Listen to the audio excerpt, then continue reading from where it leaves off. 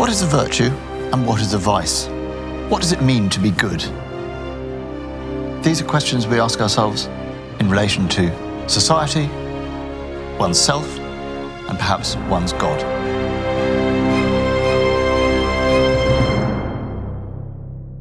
I'm Sam Leith.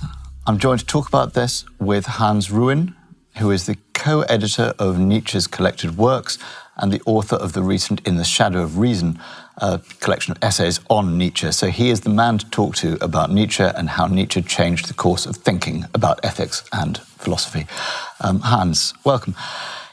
Nietzsche's most famous apothegm was that God is dead. Was the God whose death he pronounced like a really distinctively Christian God? I think for him, who grew up in a very, very Christian society and from his childhood also as the son of a priest, primarily, of course, he would be thinking of the Christian God and therefore the Western God. But since God is not just the name of a presumably divine person, but also a kind of metonym for a belief in a transcendent reality, you can say that it's also a global phenomenon that he is thinking in the direction of. And did he reject that transcendent reality utterly? I mean, another of his famous things was the idea that he described his ideas as dynamite. Is it right to see Nietzsche's contribution to the history of philosophy as essentially just a destructive one? Or is there more to it than that? There's definitely more to it. I mean, he is a very destructive critic in the way that he intentionally seeks to take apart, deconstruct, maybe you could say, with an even modern terminology, some of the fundamental points in the ethical and also epistemological thinking of Western thought. And so he sees himself, I think, in that sense, primarily as a no-sayer. But there is also an interesting quotation where he says that with my previous works up until a certain point, I have been a no-sayer, but now is the time to become a yes-sayer. So there is certainly also a constructive element, something that he wishes to perform and stage in the wake, so to speak, of the collapse of the earlier realm of values. Why does that shift take place? I mean, is that a personal part of his psychological journey, or was that, if you like, a kind of natural development of his philosophy? I mean, does he change his mind? I mean, he definitely passes through several phases in his personal development and in his thinking. And I think there are two elements to think about in particular. First of all, of course, the deep Christian upbringing. I mean, he's thoroughly invested in this kind of morality and also transcendent belief. But he's also a classical scholar, and not just any classical scholar. He was the best student in his own generation when it comes to classical Greek. Also Latin, of course. He wrote all his university essays in Latin, but he was really an expert on classical Greek. So the ancient Greek world, this is the place where he, so to speak, or through which he reinvents himself and tries to elaborate a new thinking that could somehow restore us to a point beyond or behind, and in that sense also after this Christian metaphysical parenthesis. Does he, as you see it, successfully throw off the Christian framework for thinking? In as much as, I mean, one thing, so very often people, you know, there are a lot of atheists, one could point to, W.H. Auden, for instance, whose rejection of the Christian God is, you know, if you like, in a very kind of Christian shape. You know, I mean, does Nietzsche manage to get away from it, or is he still working in that paradigm? It's a tricky question. After having thought about it quite extensively, my sense is that you might as well call Nietzsche a reformer of Christianity. And it's not incidental that he comes from the same area where you have also Luther. I mean, he grew up basically in the vicinity of Luther. He is in that sense, a kind of modern radical Protestant. who sees the vacuity or experiences the vacuity of Christian morality as it has come to dominate both people's views of themselves and a kind of public morality. And he wants to return to something which, from his perspective, would be a more authentic or well-grounded sense of values. So in that sense, you might as well look upon him as a reformer. And I think that also explains the fact that even though, of course, many of his writings were a great shock, not least to his family, since they were so deeply Christian. And his mother, of course, had a hard time dealing with it. But also from an early point, you have a theological reception of Nietzsche, where actually you have a kind of death of God theology that can be invented on the basis of Nietzsche's critique. So the thing is really quite subtle. So he does have a kind of Christian. And was he in dialogue, as you understand it, with Christian apologetics? I mean, with people like Kant? Oh yeah, I mean he was not trained as a philosopher, but of course he read a lot of Kant. He read Schopenhauer, who was his great philosophical hero. So in that sense, Kant and Hegel is what he takes from German idealism. Of course, he knew Luther and also some of the other writers from the 19th century German cultural scene. So there is definitely a dialogue with what you could call the Christian Enlightenment, where you can situate him as both a critic and a kind of a continuation of its aspiration.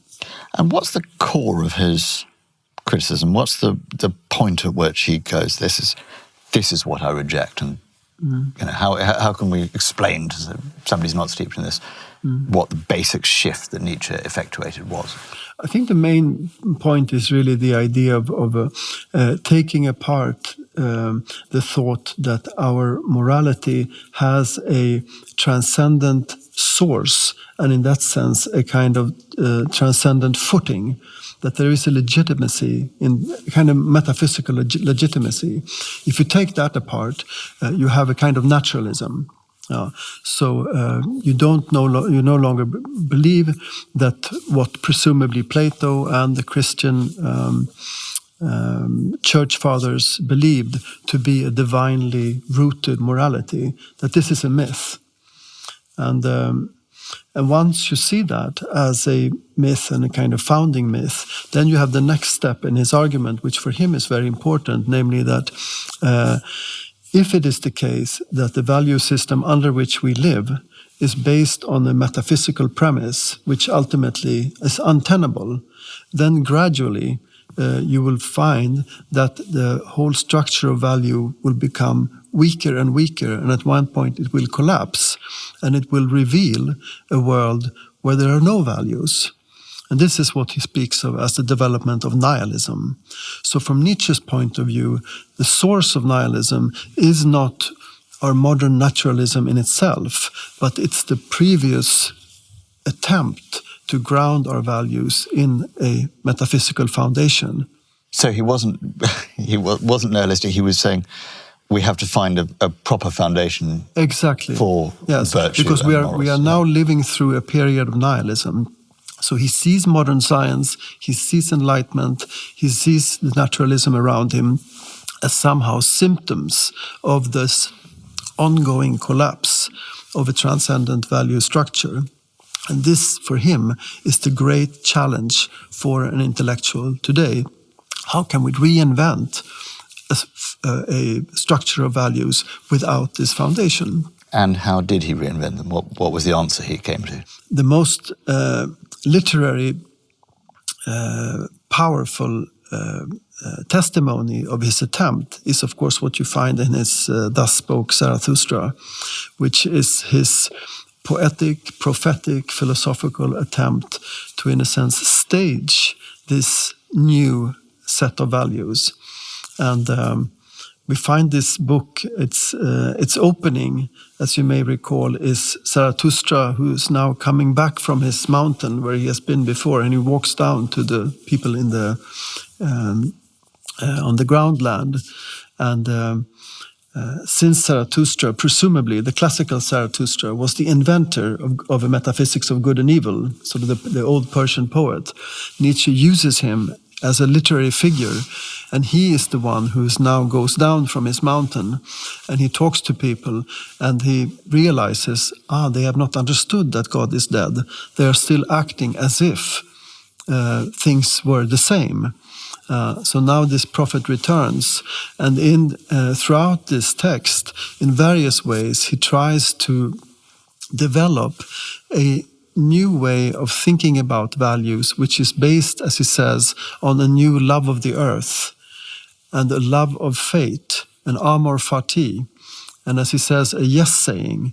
So we must try to overcome the resentment in ourselves, which issues from our inability to live in finite time, where there is no way that we can get behind our deeds or what has happened. We cannot change the course of the world. We have to somehow find a way of affirming it. And on the basis of this affirmation and on the love of the earth, we should be able to invent a new table of values. One of the things that he's best known for is this idea of the willed power. Can you talk a little about that and what that means in the context of, as you say, creating a new table of values in the world? I mean, it seems to me, and maybe this is, you'll correct me, it seems almost a sort of direct rebuke to the ideas of the Sermon on the Mount. The Christian tradition is, the meek will inherit the earth. Yeah. The will to power is the precise opposite of that. What does the will to power mean in terms of Nietzsche's understanding of values and ethics? Yeah, the will to power, which is, of course, partly inspired by Schopenhauer's idea of the will as a kind of primal force which operates through everything living. But also you could say to a concept that you find in Spinoza, a kind of original conatus, some kind of sort of drive which is always seeking to expand and express itself through its action. This is for him both a critical instrument, but also, I think, a kind of diagnostic tool to see how values are produced. This may sound a little bit enigmatic, but you would have to look at a few examples. One famous example of how he uses his model of the will to power to criticize, for example, a certain kind of traditional Christian morality is that when he looks at how the word good has developed within sort of Christian morality, and he sees that the good always creates itself on the basis through contrast with evil. And then you sort of ask back and said, okay, what kind of goodness is this that needs the evil in order to shape itself as good? Well, he says it's a reactive form of value formation. So what you find in the formation of this kind of goodness, which needs the evil to feel itself good, is one form of how the will to power operates. Another form in which the will to power operates is when he analyzes what he calls the ascetic Christian priests, the one that teach restraint, etc. And he said what they are doing is actually they are using the means to which they have access in order to produce a kind of morality that will be a protective shield against the kind of life that they cannot master in any other way. So even virtue... So he sees that as a sort of version of moral cowardice. Yeah, from his critical perspective, but it's always a will to power which is operating. So the will to power is not always something that sort of results in affirmative opulence, as opposed to what you mentioned as the morality of the meek or the Sermon of the Mount. But the will to power is always what is active in the formation of values. He even speaks of it as a kind of workshop or factory. And we should look in, he says, in this marvelous analysis in the genealogy of morals. He says, have people ever really looked in to the factories where values are created? And he sort of tries to look into this workshop where this sort of will to power is operating, and it can produce any kind of values depending on from what existential position it is done. So in that sense, it's a kind of moral psychological tool. You're talking about how Nietzsche connects with, I mean, you say he's the great classicist of his generation. How does his way of thinking, his way of sort of locating, if you like, the source of values in the self, connect to, if you like, Aristotelian ideas of virtue ethics? What how does it connect to the past, and how does he take it on? What's the use he makes of these classical precedents? And to me, it's clear, even though Nietzsche doesn't write much about Aristotle, usually when he comments on Aristotle, it's quite sort of disparagingly. Of course, he knew Aristotle, he knew Plato perfectly. I mean, he was, as we said, a very, very well-read classicist. When he refers to virtue, he likes to make pointing to the more Renaissance idea of virtus and sort of this Renaissance idea of manliness. But it's clear, I think, when you read his writings, especially on virtue, and there's quite a lot of it in his Nachlass, in the remaining manuscript that have been edited in various ways. It's clearly the case, I think, that he is a kind of virtue ethicist. So he sees the possibility of reclaiming virtue as one solution to the problem that we just discussed. How can we reinvent a notion of value which does not base itself on a transcendental matrix? So in that sense, taking life and life as an ongoing will to power, in that sense, sort of life as a will towards excess, expansion, expression, etc., can also be a way to reclaim the fundamental structure of Aristotelian virtue ethics. And Nietzsche even says, in a wonderful quote, he says, "I've done something very peculiar. Namely, I have made the concept of virtue again into something exciting, something adventurous. Indeed, I have made it into a vice." So he sees himself, you see, as a kind of, he seduces his modern readers to thinking about virtue in a way which, from the standardized Christian perspective, would be horrifying. Yes, you quoted another quote. He says somewhere he's given virtue the luster of the forbidden. Exactly, which is a very enigmatic and interesting phrase. What do you understand by that? The luster of the forbidden. I think it has to do with the way he connects virtue with a kind of with life praxis and a kind of strengthening of one's own ability to live. So in that sense, connected to what many people spontaneously would think of precisely as the antithesis of virtues, and it has, since it usually it's conceived as restraint, saying no to desire, etc. And he tries to reclaim it as a form of living one's desire, of living one's power, of living one's drives, and in that sense, yes, I mean that emphasis on individual agency. I mean, is it right to think of Nietzsche as a sort of radical individualist? I mean, does he have anything to say about community, the duties we owe to others? Or is he a sort of extreme end of, that argument between virtue as an individual, self-oriented thing and virtue as a communitarian value? This raises the whole question of Nietzsche as a political philosopher, which is an ongoing debate. And of course, he likes to talk about himself also as a political thinker. And in his later years, he often refers to himself as a good European, as somebody sort of an anti or post-nationalist, somebody who affirms a kind of a larger sense of being part of a cultural community. So in that sense, it would be much too simplistic to speak of him only as an individualist.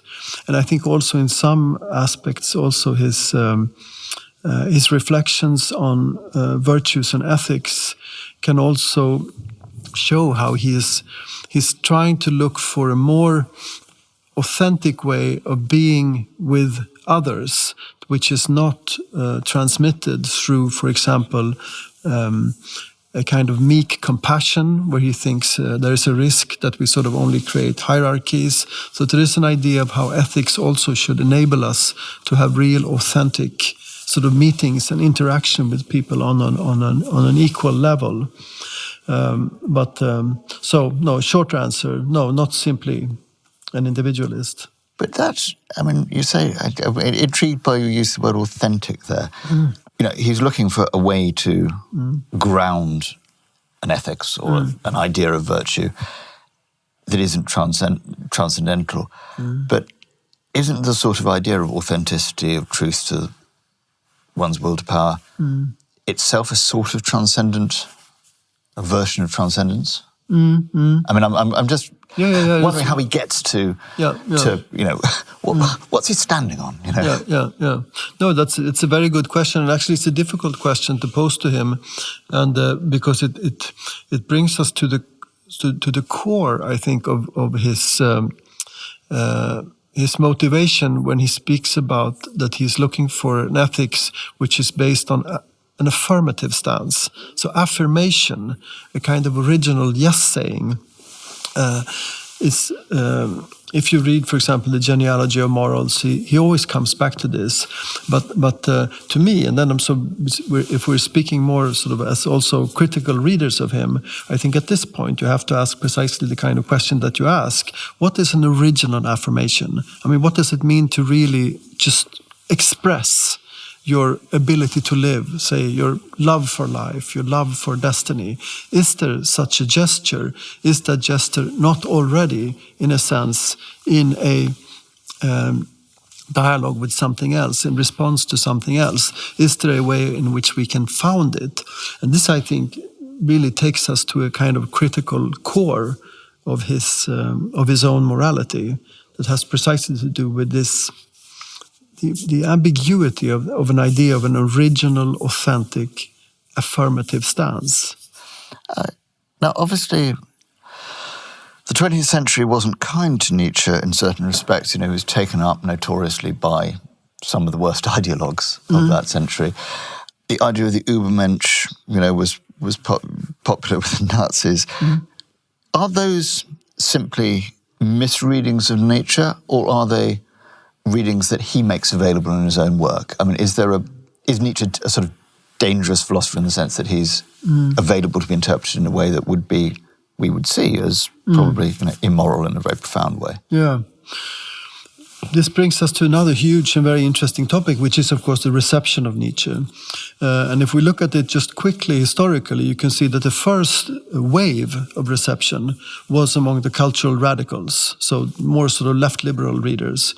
The first person who lectures about Nietzsche in a university, as you may know, is Georg Brandes, sort of this Jewish liberal writer in Copenhagen, whose lectures became hugely important for the early Scandinavian Nietzsche reception, which is what was also picked up by, for example, a very important sort of socialist social critic, Ellen Key, sort of one of the leading intellectuals in the 90s in Sweden, who was also a Nietzschean. So you have a number of very, very important intellectuals up until the First World War that was clearly more in the direction of a kind of left liberal, and I would say many of them, of course, critical of the state churches, the very strict and dogmatic state churches. So for them, Nietzsche was a liberator in times of morals, politics, also an emancipator that was used by feminist writers, which for many people still is surprising,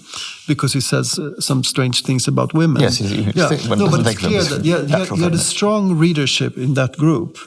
Then you have, from around the time of the First World War, you can see it already in the Nietzsche archive in Germany, there is a kind of tip with the new nationalism in Europe, with the war, with the aftermath of the war. You have a reading of Nietzsche that always existed, for example, among some of the German nationalists and anti-Semites already in the 1880s and 90s, but they were a minority. But then that grows, and you can even see it in the archive in Weimar, where his sister and her cousins then built up this sort of cult of Nietzsche, that after, with the First World War and after, they become increasingly reactionary nationalists, sort of leading up to the more sort of Hitler and fascist version of Nietzscheanism. So you can speak of that as a kind of second wave. And there's a terrible book, for example, written by Nietzsche's cousin, Oehler was his name, who then took over the responsibility of the archive, where he tries to prove that everything that Nietzsche said was actually a preparation for Nazi ideology. By that time, we are sort of in 1933, 94. So there were important people in the Nietzsche cult who really wanted to make him into a Nazi philosopher. This despite the fact that he was so explicit about his critique of anti-Semitism. His last words, just before his mind blows, is he says, "Shoot all the anti-Semites." It's very rare that any philosopher is so critical of a phenomenon that was widespread in Germany at that time. So to make Nietzsche into a Nazi philosopher means that you have to cut away many things and then maybe focus on certain aspects in order to make him into this sort of fascist ideologue whom Hitler celebrated and whom Mussolini celebrated. And much of the work that has been done on Nietzsche after the war, post-45, by American, German, French, many of them Jewish background philosophers have been, in a sense, to restore this more complex image of Nietzsche, who's more in line with the early reception than what happened in the fascist readings. Good. Nietzsche reclaimed. Yeah. Hans Ruin, thank you very much indeed for your time.